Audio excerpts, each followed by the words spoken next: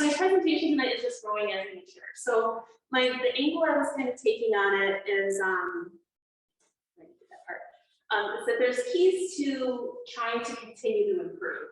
I think the biggest keys are like mobility, strength, and then like the actual physiology. Like, do you want to be a competitive rower? If you do, there's physiological things that you need to kind of pay attention to. You know, when we're young, our hearts are like, you know, they beat really fast. You know, you listen to the heartbeat of like a baby. It's like, they're made for that sprinting, 2K, 500s, 250s, that fast type of rowing. You ever see a kid on a herd? They never want to go slow. Never. They get on there, they get there with their little friends, and they're trying to pull on the herd as hard as they can. When you get to be my age, your heart has gone through this transition where you've learned how to pump blood efficiently. So that's why we really enjoy steady state. 18, 20, letting the boat glide out underneath us. Like when you mature, you're made for that.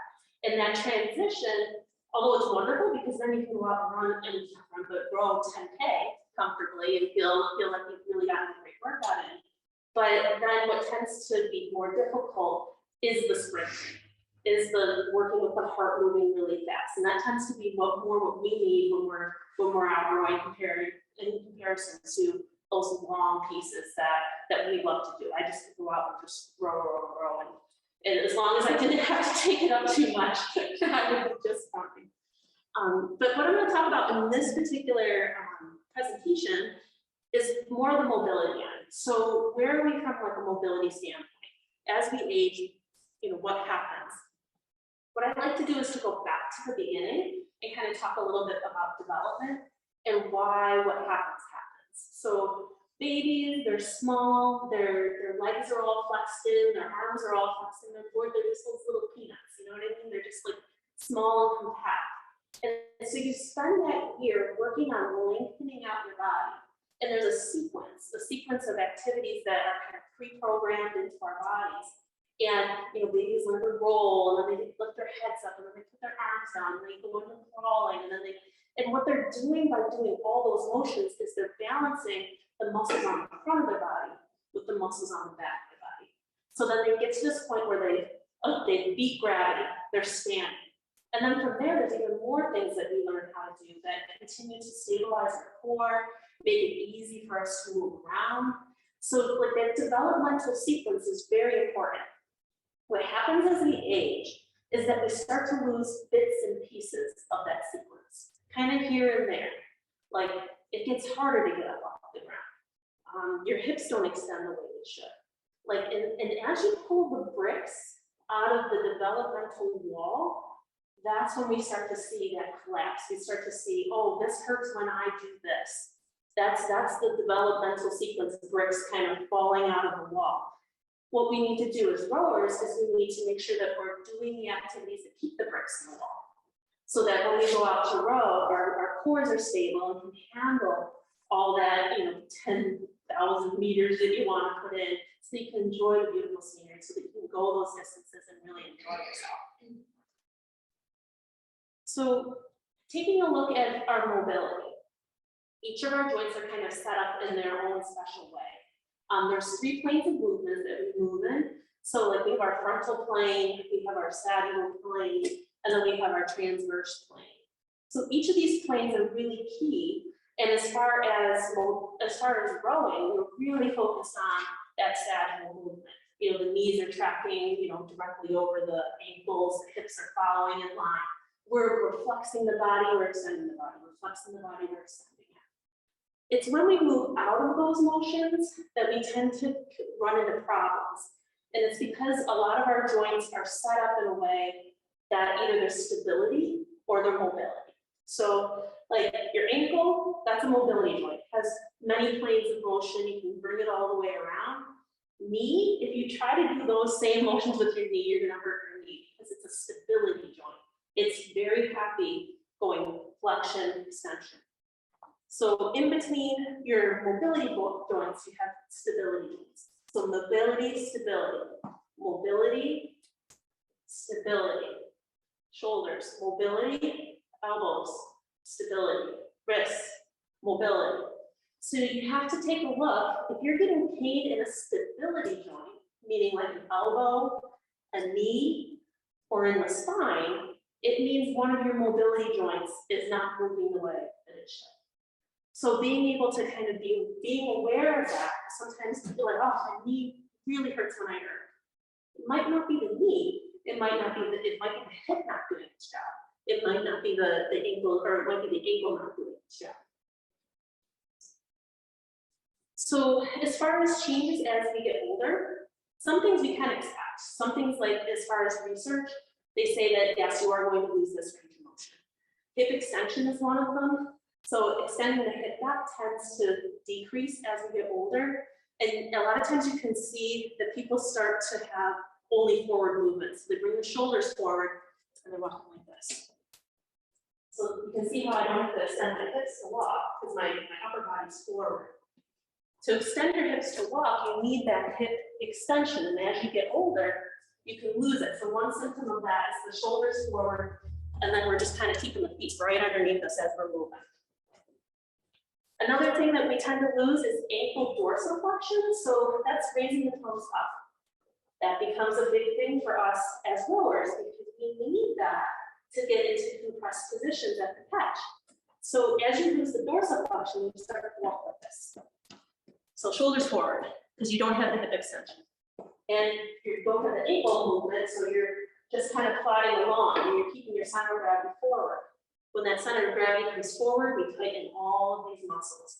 Gravity is working on us constantly. It's like that baby. That baby takes a whole year to learn how to stand. But once they get upright, gravity is still there. And if they're not doing the activities that have them run, jumping, moving, gravity will pull them forward and start to tighten those muscles in the front. There's also some habits too. We sit a lot, so sitting is really tough on the hamstrings. They're gonna get tight.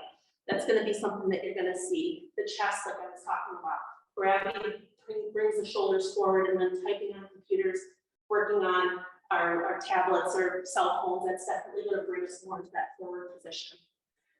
Any type of change in your postural positioning puts those bones and muscles and ligaments at risk for having trouble when you're out and you're rowing, especially the demands of rowing, that full range of motion, compressing it, and extending it, compressing it. So here's a little test I like to do. So everybody's gonna give it a try. We're just gonna kind of use the erg here. So squat to stool. I love this, guys, because it's a nice, clean little eyeball of how you manage your body weight.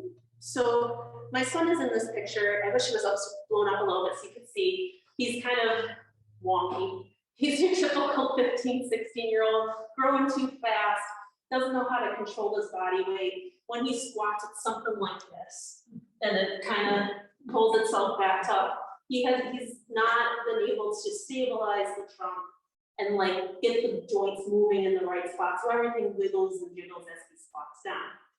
In this picture, you can see his ankle range of motion. If I can get it to go again. But when he squats, he has to lift his heels up because he just doesn't have the ankle range. So he goes like this, then stands back up. So for him, he needs to work on his ankle mobility and his strength. So do people want to try doing just like the squat test? And we can use the little stool here, or the seat on the earth, and just kind of arms out in front, come down, come back up. I would like to try, but I have knee problems, so squatting is. Yes. Yeah. No fun when the knee is unhappy, because a lot of times it's the way the knee is tracking that causes that pain. Stairs going down also not so fun. I also have a bum right knee, so we'll see what happens. All right. Okay, I got really close. There you go. And the test is also the exercise. Yeah. So as you start to work on your squat, you can start with a regular chair. So you can squat this down to a chair. You want to try to keep the feet on the floor, put the bottom on the chair, and stand back up.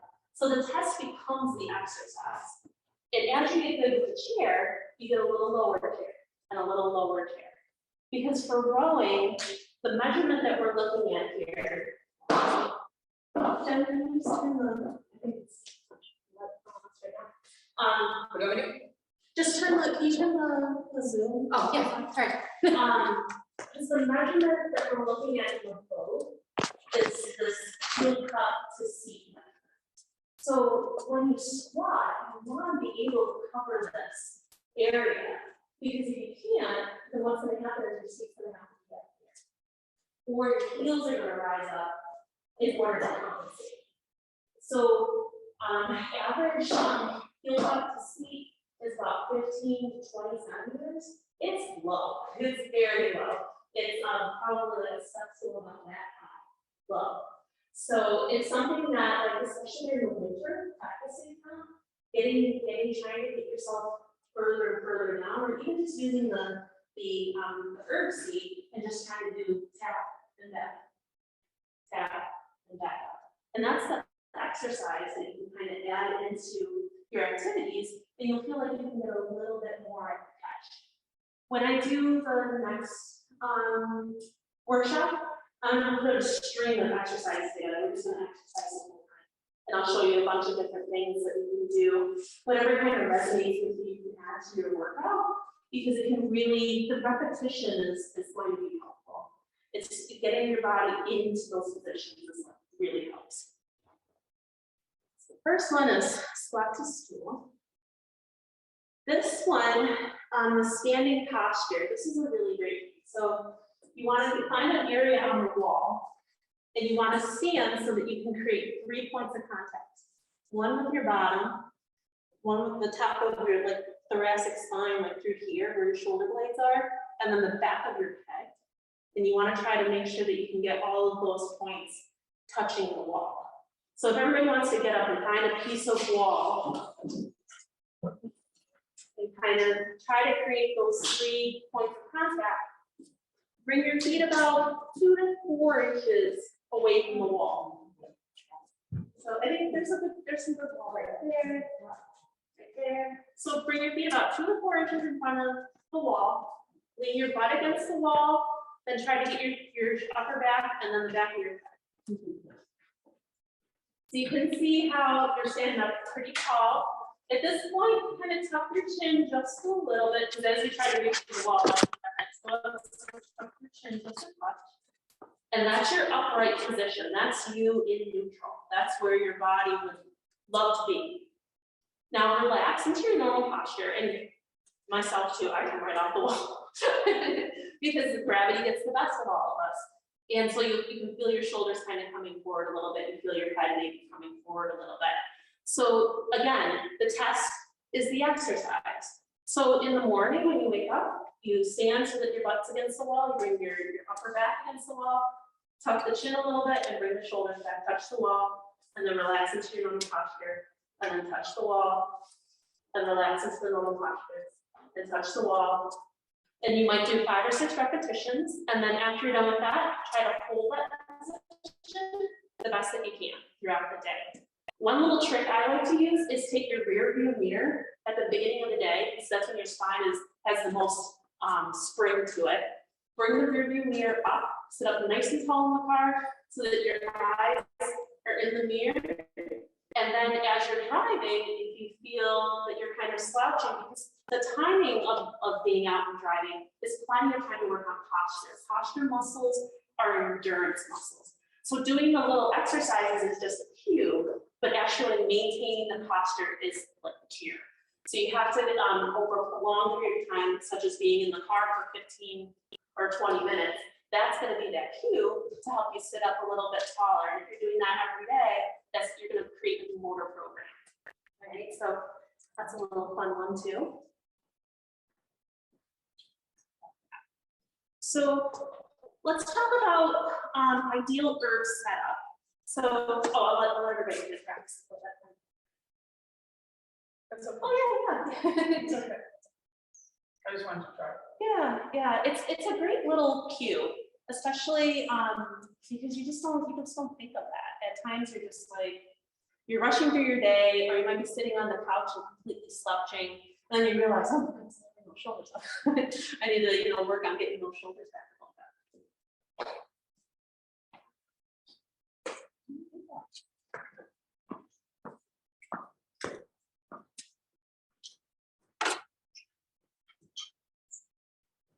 There you go. Keep those heels down. Bring the bottom down.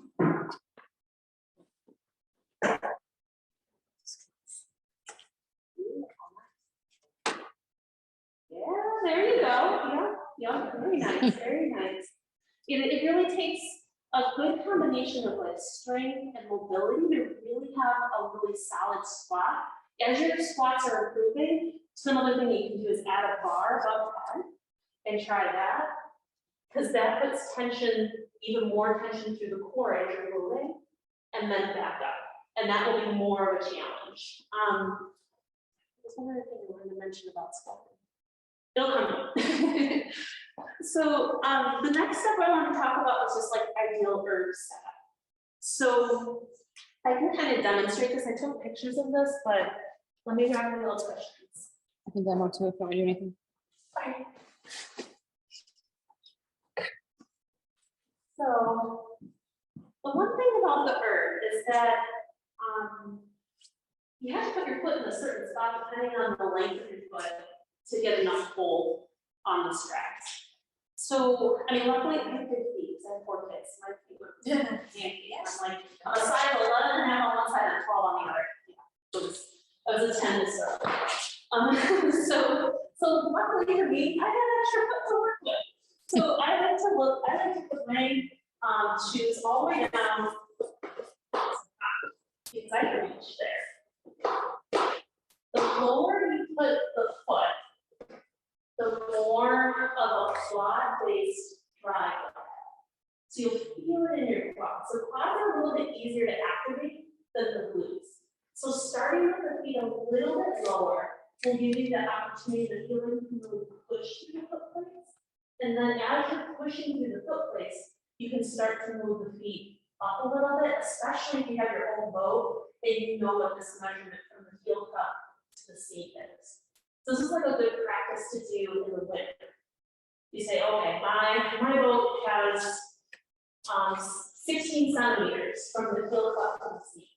So I need to be able to make sure that I can make that compression and still have a shin that's going to be perpendicular.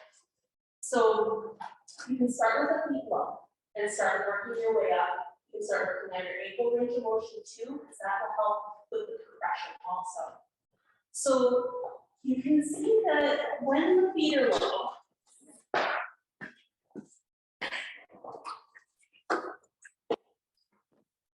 get a little bit more compressed. Okay, so the first line of action will be to lower the feet. If you can't lower the feet, what you can do is you can add to the seat. So this is for somebody who needs their shoes 3 or 4 in order to, you need your shoe up here in order to feel like you have good tightness through the strap. You got to build up your seat in order to give you enough room so that you can feel like you're over your catch. If your feet are too high, I'll show you this. You will be under your couch. So, and what I mean by the only way I can describe it is under instead of on top.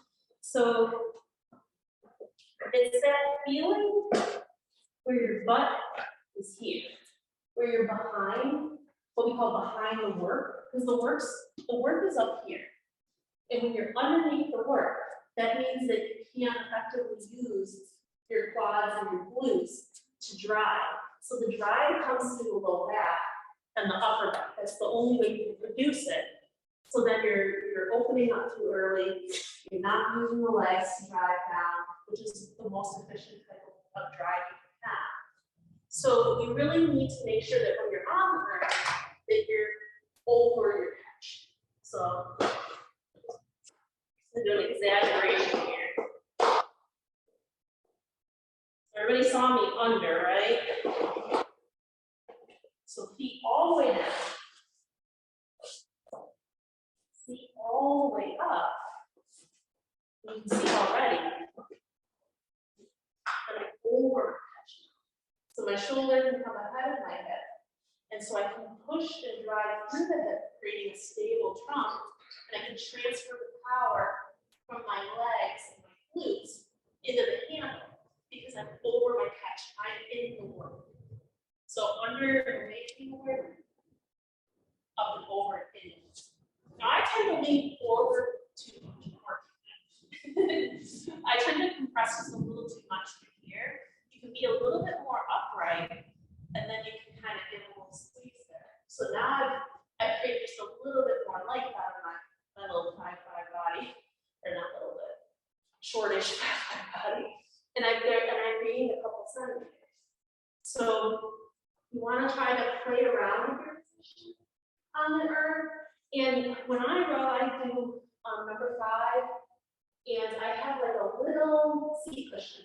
Like just that little bit of seat cushion makes a difference. And there's kind of a way you can play around with it. So if you're really scientific and like objective data, you can start with your feet all the way up. You can do like a 250 meter piece. Okay, you're going to need either erg data or a app that's going to let you know how long your stroke is. So then you'll do your 250 meters. Then you're going to change to feet all the way down. Do 250 meters. Do another one with the feet all the way down 250 meters, and then another one with the feet all the way. Then you can compare the stroke length data. Once you have that data, then you can say, okay, maybe I want to try bringing, maybe I want to go 5 or 4. You try that, you do your 250s, and then you can compare them. Because there might be a certain spot where you feel a little bit more comfortable, where you feel like you can get more drive, and you'll be able to see it within those pieces. There will be a noticeable difference between having your feet all the way up and having your feet all the way down. And then you can kind of find that happy medium in the middle. Which measurement will that be on the earth, looking at those pieces? Okay, so if you have the C2 logbook, C2 logbook, their app will create stroke length. I use RCiR, it's a free app, and it's phenomenal. We also just comparing like stroke length, peak power, drive time. You can really get into the nitty gritty of like how you're rowing. I know on the CT you can pull up the force curve, and they'll tell you a little bit about how your drive is occurring. You want to see a nice smooth force curve. You want the curve to go up and you want the power to linger up for just a moment before it comes back down. On RCiR, you can actually see every single stroke. It shows you every single stroke as you're rowing it. I've talked to the app creator. They haven't gotten to the point where they can give you the composite force curve. That's something that they're working on. That's something more like a RP3 would give you. They do all sorts of nitty-gritty data. But what's nice is like you can take a look at like say, I know I took too long to like just steady state pieces. So I'll do like a 19-minute pyramid. I'll do 2 of those.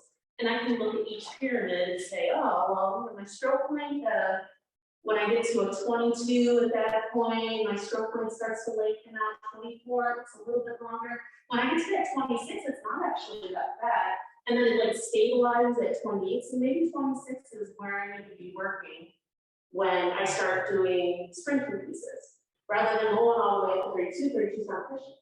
So like by having that data, you're able to kind of pull those ideas together. Oh, I need to be doing this, oh, I need to be doing that. And it's nice because it will log all your information. As long as you're using a PM5, it'll log all your information. And then if you're really into numbers, you can push it to Excel. And then it creates like a whole spreadsheet. So then you can take, like so if you're tracking the progress, you can take the ERG piece from 2 weeks ago and compare it to the one that we just did that day. And see, are my strokes getting longer? Is my power more sustained? It does this really fun thing where it does fire strokes. So if you're keeping your strokes even and you're producing power the way that you should, it calls out fire stroke. And so you can try to get these strings of like 200 strokes in a row where you're create even power. So using like just kind of messing around with the positioning, you can really change your routing and really start to kind of figure out where am I more powerful, where am I losing power, and then you can kind of go from there. So, and then also comfort too. The most comfortable position is going to be feet down, seat up, and that's for people who may have limited hip range of motion. You haven't been working on the hip mobility, this gives the hips the most amount of room so that you can maintain that forward body, so you can use the legs and the drag before you swing the body into it. And that's what looking at like, if you look at biomechanics type stuff, that Falcon Club, he talks about that sequential drive, the legs, the back, and then the arms is most efficient. So what you're trying to do is you're trying to create as much power as you possibly can with the lower body, swinging the back to maintain that power, and then finishing it through the arms.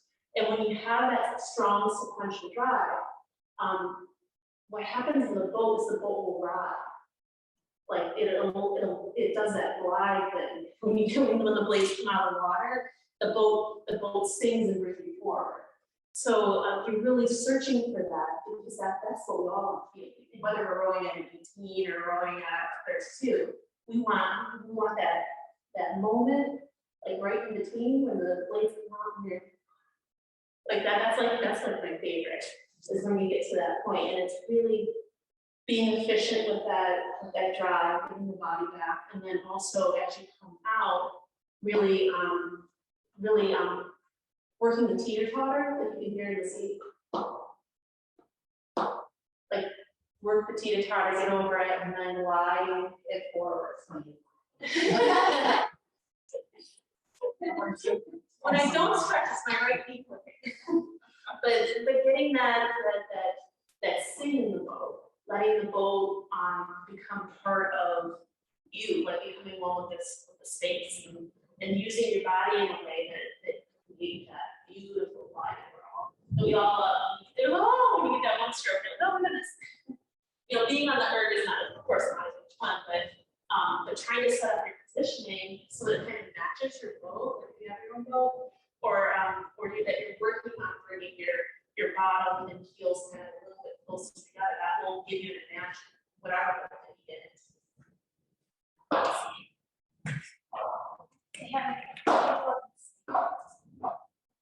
So that's kind of it.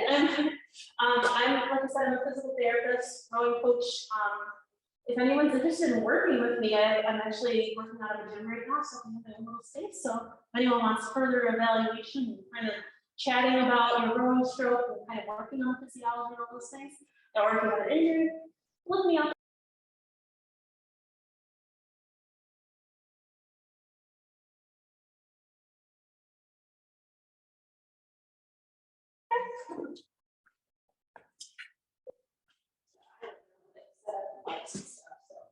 Yeah, where do you usually put your feet? Or just you just kind of get in there. All right, let's start a little bit long. That's funny. All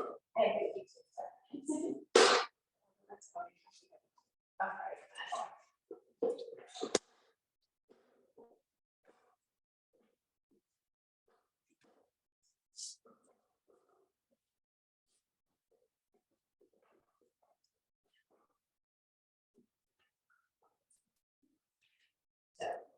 So at the catch right now, you look good. Go ahead and bring your hands up just a little bit. Stay and catch. You bring your bottom forward and touch there. So we got a perpendicular shin here. We've got good ankle range of motion. Your heels aren't gliding up. You want a little bit of heel rise, like 5 or 10 degrees. But if we're getting this, where like the seat is gonna kiss the back of the heels, no, we don't want that. So we want the heels to be down within contact. You might get a little bit of rise because the momentum coming up to the catch, which is fine. And you want to have that contact because you want to feel that push as you start to drive back. So do you feel comfortable? My hip hurts. Your hip hurts. Yes. Which one? That one. Do you sweep or do you, squat? Sweep. Skull. Skull. Sorry. Okay, I still do this. She's learning. Okay, so right now, how about you take your feet out? And I give you a little seat cushion. So if you're getting some pinching as you're coming up. you feel like that's- Yeah, just a little bit. And especially when we're in the boat too, because I'll get it in. Always since last summer, but it's usually in my They're the most sturdy, so I can hip and then in the back. So that's a sign that you need a little bit of height. Okay. Like you might need, and whether it's in the boat, like lowering the feet in the boat is not very difficult in most boats. It's usually a couple screws here and then take the plate and you move it down and screw it back in. So it's something you can easily do. Okay. Something that you can look at in the particular boat that you're rowing. Go ahead and come up and see if are you still pinching. Okay. So see how just like adding just a little bit of height can increase your comfort. Now you may need to do pitching through the hip could be structural, like because when our hips, as we grow, our hips ossify, so they solidify kind of in a certain position based on what you're doing as a kid. So there may be a little bit of sometimes people have a little bit of overlap through the front. So when you get into extremes of hip flexion, it's just you're banging each other. You know, your pelvis is touching the top of your femur, and that's where you're getting that little bit of more discomfort. Sometimes it's the glide of the hip, so you can kind of cheat it out a little bit with some stretching. Also with we do a little bit of distraction, start moving the joint back a little bit. When you move it back, because you just a little bit more hip flexion. So getting the hip to seat a little bit better within there will make you a little bit more comfortable. But as far as an adjustment in the boat, I'd say that you're keeping it down. You need to give you a little bit of height on the seat. When you add height to the seat, that's going to change your relationship with the actual pin in the oar. So you may notice that you need a little bit more height in that oar lock to accommodate the fact that you've got a little bit more seat. So I was gonna say, how do you like, so you're, as far as like the feet, changing the feet, but how like when you're in an actual boat, like changing, like you're not changing the height of your. You can actually get cushions. Okay. On the boat. And we'll Jen and I can cushion in our boat, just because it gives us, and you'd be amazed, just a little bit, like, I think I have them in my bag, the ones that I've been using. I mean, you'd be amazed how much, just a little bit will do, because the boat really deals with centimeters. It's a centimeter difference here, centimeter difference there, so you don't need like something as thick as that, but you may need just a little bit to compensate. If you need a little bit, they'll keep you a little bit higher, and then that will give you more room so that.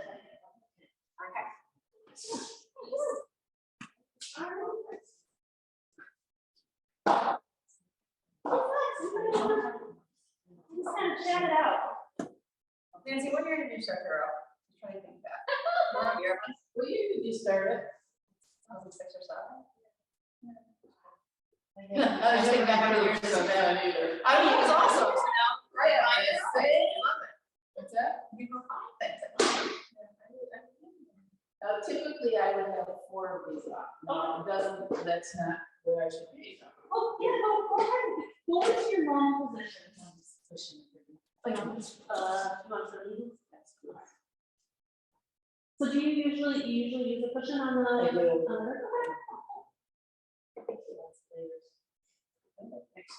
See, I'm not gonna be able to reach that. I have arthritis in this hip, so this like is very hard to stay forward without going off to the right end.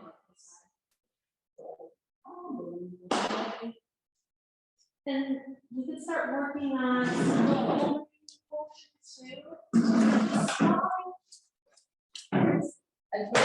six.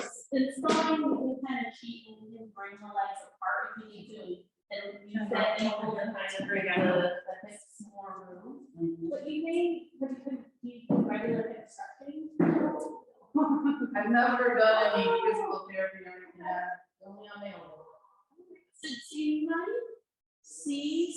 improvement with some, and I'll make sure for the next, if you're here for the next one, or even if you're not, I'll make sure you get the exercises. You can try a couple of different exercises in order just to do a little bit of hip work to see if you can boost it up a little bit.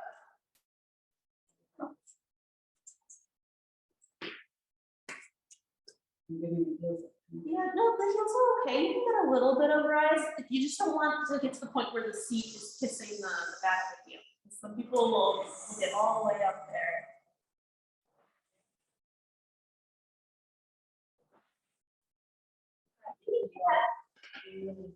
I think if you had a little bit more height of the seat, it would let you stay, it would let you be in the work a little bit more, like I was talking about, like Yeah. when you compress, you're getting just a hair under, and I know you can feel that. Where you're coming up in the compression, you're just. This was me? No, that's my, that's my other issue, is that, I have breast reconstruction and I had transplant on both sides, which I wished I'd known back then, but I know now. Because I have, if I get a little bit beyond this point, I'll just fall backwards. Okay. So I don't, this is me so that I don't fall back. Okay. I got to the point my arms are strong enough to get me up. That's what gets me, when I do get cramped. I can sit up now, but I'll never be able to do a sit up. It's just like, oh, I can move up. When I'm laying down, my head can come off the ground, but my body doesn't. Okay. So I mean, that is my security. Mm-hmm. Do you want to try with one more push? Yeah, let's get you just a touch higher. I don't want it to be exclusive, but it's just. No. Just a touch higher. I think that's just a touch higher because it's firm. And what we're searching for here is the feeling of being over the catch rather than underneath that. Oh, I feel the legs engaging. Yeah. Yeah. So that's being in the work. So you can feel that because you've got, it's a biomechanics thing. The shoulders have to be in front of the hips just enough that you can engage properly. And then you can use the leg. Then you can activate those quads. Once you start really feeling the quads, then you get the glutes to squeeze, like you're squeezing those glutes together. Yeah, wow. You guys gotta try it. Mm-hmm. Like, I feel that instant, like, you can feel that difference. Like, whoa. It's meant to not actually. Yeah. Your body just had. Yeah, it looks very different. And the whole posture is.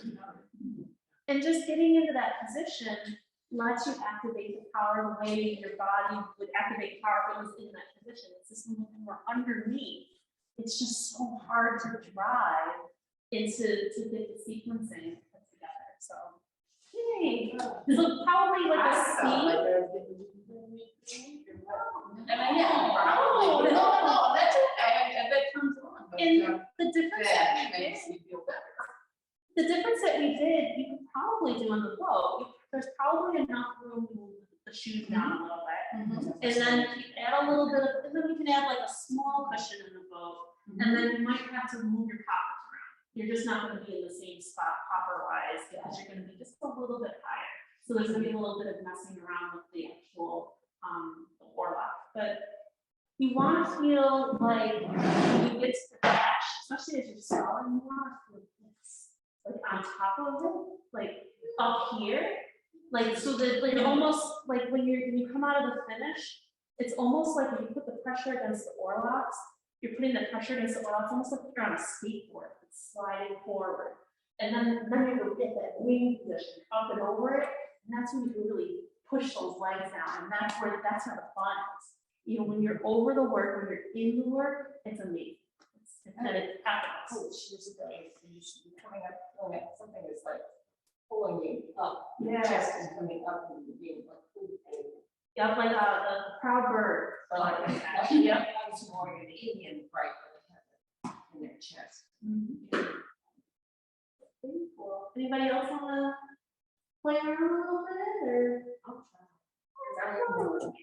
I shifted to like a 3-inch pad. Oh, do you want me to keep that one? At least. Okay. And for the first time in years, I didn't paint. Yes, But yes. I am not just painting houses. So Okay. I got the same, and I do about this kind of height. Okay. And my problem, sometimes I go too far over them. I tend to collapse into the catch a little bit.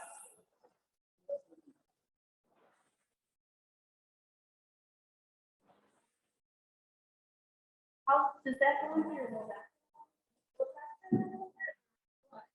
It's not that my, Just as you're initiating, there's just a little, you're getting a little bit of activation as like actual like lift up rather than like stabilizing.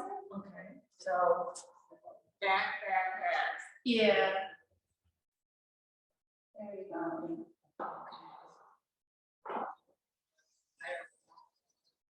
I'm trying to feel it through. Yeah, I think that was that one.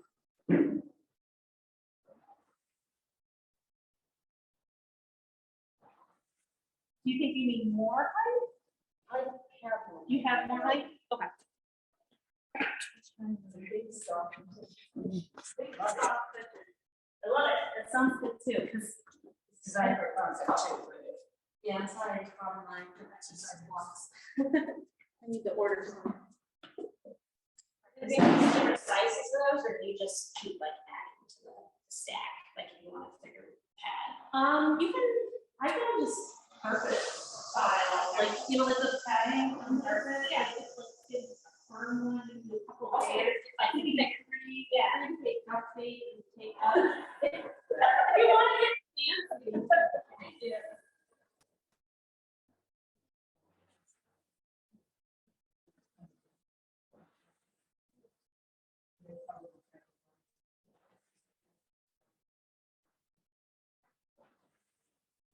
Because that extra cushion, yeah, and the feet are just. Where they were. Yeah, yeah. So it sounds like you have a pretty good setup already, that you're working pretty well with what you've got. Yeah, I mean, it's just, yeah. and you have a good, the other thing is you have a really good spot too. You have really good control, so with pairing that with being in the right position, then that's comfort, that's power. You know, it's just a matter of like figuring out, you know, where you are and then just kind of making those little tweaks. You might want to do the little testing out to figure out, like if you're already in a good position, you could do the testing to see what stroke rate you're efficient at. So whether it be, you know, you start out at like an 18, maybe do a minute at 18, or a minute at 20, a minute at 22, like try to do all the stroke rates and see where the breakdown may be. So say when you get to 28 or 30, the stroke shorten up and then the power can either stays the same or looks slightly less. You can play around with numbers that way to kind of figure out, you know, where you're most comfortable. The other thing is drag factor too. If you're not playing around with your drag factor, start looking at that. Usually under 100 is where most of like masters where we need to be. That gives the machine enough efficiency so that that your drive times is, there's like a sweet spot as far as drive time. It's like 0.6 to 0.7 seconds. Once you get slower than that, you're not necessarily efficient. You want your drives at your 28, 30, the drive time to be somewhere in that window so that you're moving through it quickly enough. In order to move through it that quickly, you need the drag on the machine to be light enough that you can move through it but still produce power. So that might be a number that you'll want to play around with. Like usually on my machine at home, the drag is different on each machine. I get into like between the 3.2 range.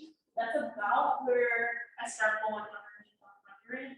And then especially if you're doing any type of like longer pieces, like you're doing 20 minutes times 2, or something like that, you're doing a full hour continuous, I would take the drag factor down. You don't need to be playing that extra oomph onto your drive. The other thing is that it almost frees you out of speed because it makes So keeping it a little bit lower will keep your guys a little bit faster, so that you, so when you bring them up, you're not necessarily like, whoa, this feels crazy. But you know, when you have that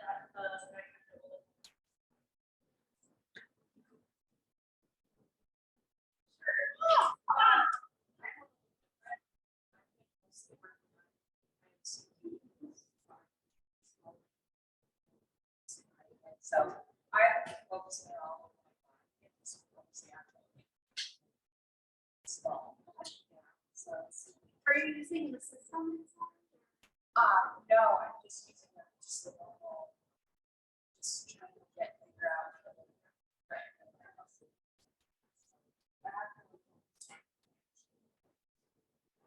What position there?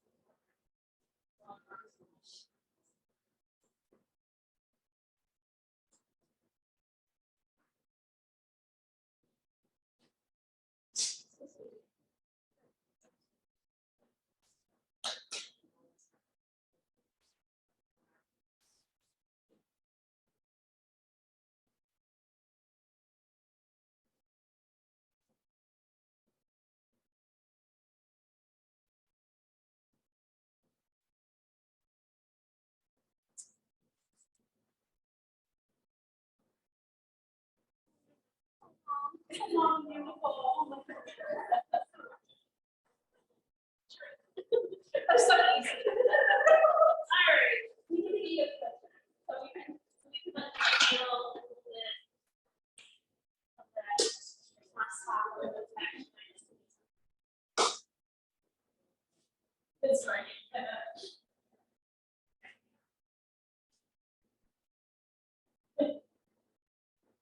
So then, oh.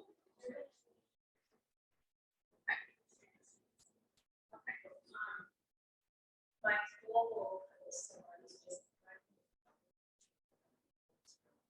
it's really small. Tim said he wants to be small.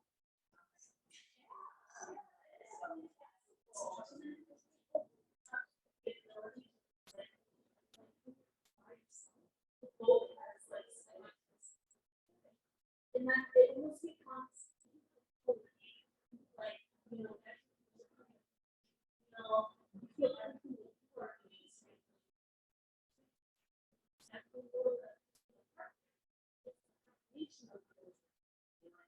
But when you go by yourself, it's like you and both. So you're feeling how you're putting power in the water.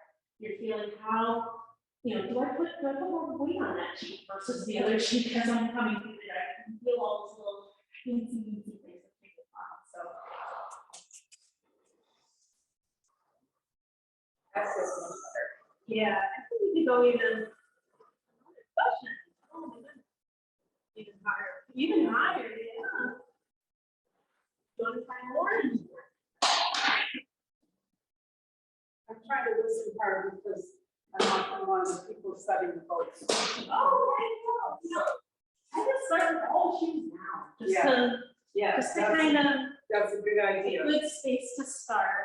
And then if someone, you know, if someone has shorter legs, especially like shorter shins, it's not really legs, it's really like knee to ankle, and that is proportionately shorter than like hip to knee.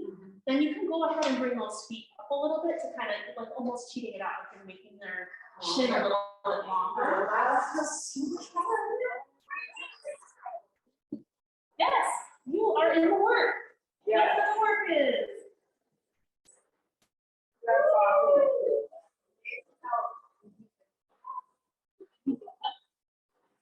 It's so good. Oh, yeah, it makes a huge difference. This feels great. Perfect. So we need to like build the seat up a little bit, get the feet down. So then you can, so without that feeling, there's no adjustment. It's inclined. It's like, you get up to the catch and you're like, what am I doing wrong? Yeah. It's funny, yeah. Yep, and you need the body to work. Right, and I think that will help with, again, I'm mostly focusing on my right. So right hand now. I would go body shoulder position, so. That is so cute. Yeah. This is great. So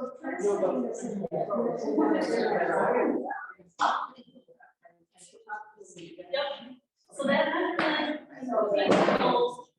our little data here, like, so we had our measuring stick, and so it's that whole of this right there, and then to here, so that's either, some boats go as small as like 15, 14 centimeters, which is dope, and then you can go all the way up to like 20 centimeters, which is a little bit more, but it's still, it's a compressed position. And so if the boat, you get your feet all the way down, and you're still like at a couple of 20 centimeters, and you still feel like you're not overworked, then it's going to be a push to kind of bring you up. And then you kind of have to take a look at the river. Is there enough room for me to beat this high and still have the and not have all the power underneath the overlap too? So it might be also that you need to change boats too. So say you're rowing, you probably roll on a lightweight single. Yeah, so the lightweight single is going to be scaled down a little bit more than the midweight than the heavyweight. The heavyweight would give you a little bit more room and enough stability as far as moving over the boat. If it's something that, as far as weight wise, they don't go up by that much. It's more just that they give you a little bit more cabin space or cockpit space, as we call it. So going up a level in the boat so that you have a little bit more give as far as height might be helpful. The higher you are in the boat, though, the more the balance is going to become an issue. And I'm driving really high, so like, so I get some extra space that way. Yeah. So that would be just like checking with water line and how the actual forelock height in comparison to the water too is also a measurement that you can take to kind of compare that out. But there's a lot of adjustability, so you don't have to be afraid of like the boat it not fitting. There's a lot of different ways we can kind of play around with it a little bit, and it might take a little bit of time. With a little bit of extra height, you might kind of need to change your inboard a little bit, because that's going to affect where you're sitting on a little bit higher. So theoretically, when you lay back, if you were here, you're a little bit lower, you're touching, you might now get your tire in your back, you might need a little bit more inboard. Like those are things that you can play around with, the measurement from the handle off to the floor. But those are all things that coaches can help you with, and it's nice to make those adjustments, to make those changes, to try something different. We have a lot of different oars here too, trying out the different types of oars and trying out the different types of feel. I know Jen and I, when we were going on a RCiR, they had a couple different oars, and I find that I like just like the smoothie, no edge, and I like a medium shaft, because the way they make their shafts, like they build flex into them. So when you put the blade into the water, so medium shaft is not gonna flex as much as like a soft or an extra soft. And I find that for me, I like the feeling of the medium. So it goes in the water, and I'm like, oh, there's the water. Yeah, like every time, like, oh, there's the water. With the soft is supposed to create this like whip around action, because it's like building the potential inside like the actual like shaft of the oar. But what it feels like to me is like out of the edge, out of the edge. Like it's anymore. I know which one it's like, I don't know what level they are. You like the sun. Yeah, I think I do. Those are the cedar handles, right? Yeah. No, yeah, for some reason I do, but yeah. Yeah. But it doesn't matter, because we still have that line, So, trying different oars, trying different handle types, change if you have your own oars, trying to like change the inboard and outboard. You can play around with those numbers works, there's actually calculators online, so you can type in like your age, your class, your earth time, and it'll spit out, a bunch of rating measurements for you, and then you can compare that to what you already have. But rating is really subjective. I mean, not really subjective. There are like complete wrong, complete right, but there's some gray space in between, and it's more about your feel and your comfort on the water than it is about matching up to some rating chart that somebody created for a lease. So I say if you've got your equipment, play around a little bit, bring your pins in, see what it feels like. Take your pins all the way out, see what it feels like. Change your imports, change the length of your outboards, change your round seat. You might be missing out on you put the order. I think another weird thing for me, like I did not get that up and over feeling, and I knew exactly what it was. Growing towels, the boats were, designed for us. And I'm longest time I cannot find as a master rower. I mean, until I had the right people that would work with the equipment and then, run the Adrien, and it changes the joy of what you're doing, like immensely. Because you feel you can use your own power, it feels so effective. Yeah. So it's worth taking the time to do it. Yeah. Anybody else want to do it?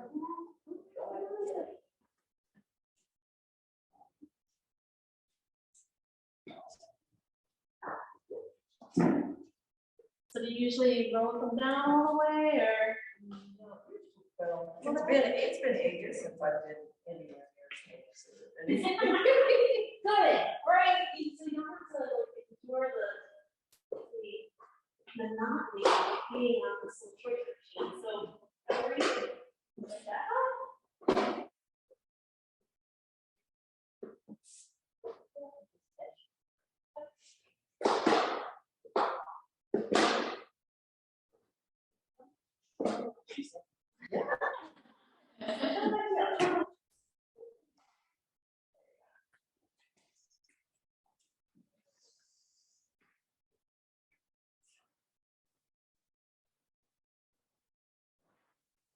So again, I think we could go shoes down, seat up just a little bit, and then you can feel what that's like. So I'm gonna take the shoes down just one.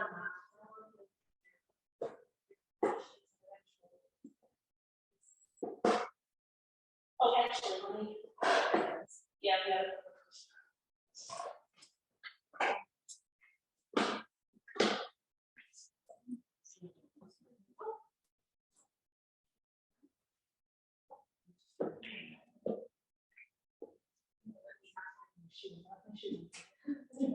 I yell at my kids about it because I rush out of the house.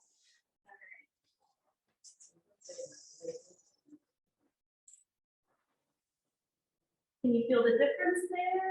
I feel like I'm way more over than it was. Yeah. And you can get into that work without necessarily having to bring the bottom underneath you.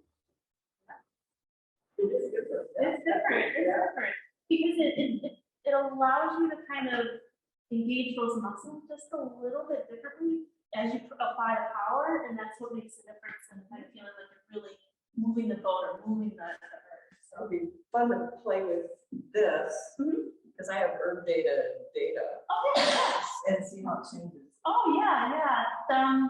Whenever you're changing something, only change one variable, and then do like A, B, B, A. So condition A, condition B, B, and then A again.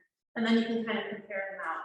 And then you can extrapolate that out and go A, B, B, A, C, B, B, C. Like you can add in, like, you feel like doing like a bunch of them, but you can do the same thing like out on the water too, depending on if you've got stroke coach or speed coach. You can compare the data too as far as like your speed, your stroke rate, and you can't really get stroke length out of that, but if you've got work data, I would play around with that. It's all that great information. It's there, but I don't know what to do with it. Yeah. That's what I love about, like, I kind of talked to a lot of different coaches now and found a couple different biomechanics camps and just being able to like, oh, that's what that means, and oh, that's how I can use that, like little simple little tools in order to make you feel a little bit more comfortable, and then feel like you're getting the data to work for you rather than it just being on there, and yeah, I did a piece and told them what the numbers said. You have time for. Oh, yeah, plenty of, as long as I'm not keeping anybody. I know that these shoes have such a huge sole. Oh, yeah, I love the Hokas. Yeah, but I have found that in my road, they're too high. They hurt me, they make my knees hurt. So I wear a lower. So the flats and two with a. Yeah. I earned in an old pair of New Balance, like an old school flat. Yeah. Yeah. I remember I treat you on the same thing. It's like, Yeah. I tried to use those as my so I had the Hokas, and I got the wear pair. I love them outside of the boat. Oh, yeah. Great, yeah. Oh, I had plenty of fish, and it's pulling myself, so it's the extra cushion needs to be different. Well, go ahead. So I usually have these up higher, Okay. but I'm gonna try it like this.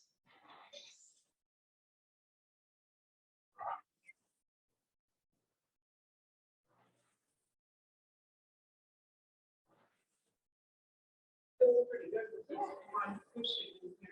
Yeah.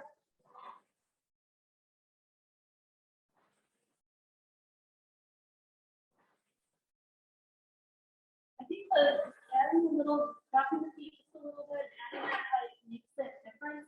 The other thing is watch your finish set a little bit before you come out. So right now the legs are popping up just a little bit at the same time as the body. So you want to feel like the body is just making that little bit of movement. Like you don't want to be completely flexed over the From legs. the track. So from the finish. Okay. So as you come out of the finish, Yeah. you have to, get the hips up Right. just a little bit more. Think about getting those shoulders ahead. Feel a little bit more compressed. Yeah, gosh, all the time. Skip right over that body. a little bit. I know it's probably a little hard. I didn't fire her piece, I was thinking about body over. And it's like, that's like the hip hinge. Like rowing is so dynamic in the sense that like we have to do like pelvis on hips, and then we get here, and then we're doing hip on pelvis. Like what other what other sport is doing that? You know? And like those are two very different neurological movements. Right. Because you're moving the pelvis, so it's becoming a lever. It's stabilizing, and then letting the femur be. It's nuttiness, and it's tough for people to kind of get that and then this at the same time without it all kind of melding together. Mhm. I'll have some exercises in the next workshop on that. So like hip hinge with like dowel and working on hinging forward. Mhm. And then also like working on some simple deadlift so that you can kind of get that hinging motion Yeah. going. That's great. But yeah. I'm sorry, did I talk too long? Did I keep you guys? I like the scientific side. That's like that, because I guess it's science, like number person. So like when I'm out on the water, if Tim tells me one thing or back, like I take it in, but when I'm able to look at the numbers and then adjust my own numbers, I think that makes a difference for me. Because yes, the feeling's there, but it's not like if I can use the data first,